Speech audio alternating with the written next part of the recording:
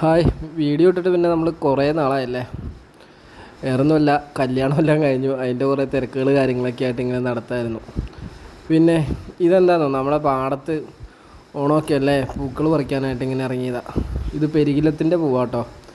ഈ പെരികിലത്തിന് നിങ്ങളുടെ അവിടെയൊക്കെ എന്താ പറയണതെന്ന് എനിക്കറിയത്തില്ല. നമ്മുടെ ഇവിടെ പെരിങ്കിലം എന്നാണ് പറയുന്നത്. ഇത് കൊച്ചുകുട്ടികൾക്കൊക്കെ ഈ ചെറുതായിരിക്കുമ്പോൾ മേത്ത് തന്നെ ചൊറി അങ്ങനെയുള്ള കാര്യങ്ങൾക്കൊക്കെ ഇതിൻ്റെ ഇല വെള്ളത്തിട്ട് ചൂടാക്കിയിട്ട് തേച്ചൊരച്ച് കഴുകാൻ ഉപയോഗിക്കും. പിന്നെ ഇല വെള്ളത്തിയിട്ട് ഇങ്ങനെ മേല് കഴുകാൻ, ഈ മേലുവേദനയ്ക്കും മറ്റേ കാര്യങ്ങൾക്കൊക്കെ നല്ലതാട്ടോ.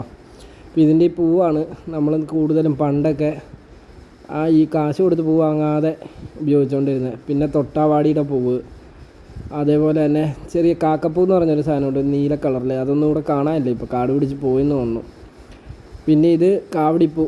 ഇതിന് പലയിടത്തും പല പേരായിട്ട് പറയണത്. ഇവിടെ ഞങ്ങൾ കാവടിപ്പൂ എന്ന് പറയണത്, കാരണം കാവടിയുടെ ഇതുപോലെ ഇങ്ങനെ നിൽക്കണതാണ്, നല്ല ഭംഗിയില്ല കാണാനായിട്ട്. അപ്പോൾ ഇതൊക്കെ വെച്ചാണ് നമ്മളിവിടെ എല്ലാം നമ്മുടെ പൂക്കളങ്ങളെല്ലാം ഇടാറുള്ളത്. ഇപ്പോൾ ഇതൊക്കെ പറിച്ച് കുറച്ചൊക്കെ എടുക്കും, ബാക്കി നമ്മുടെ പുറത്തുനിന്ന് തന്നെയുള്ള പൂക്കൾ വാങ്ങും.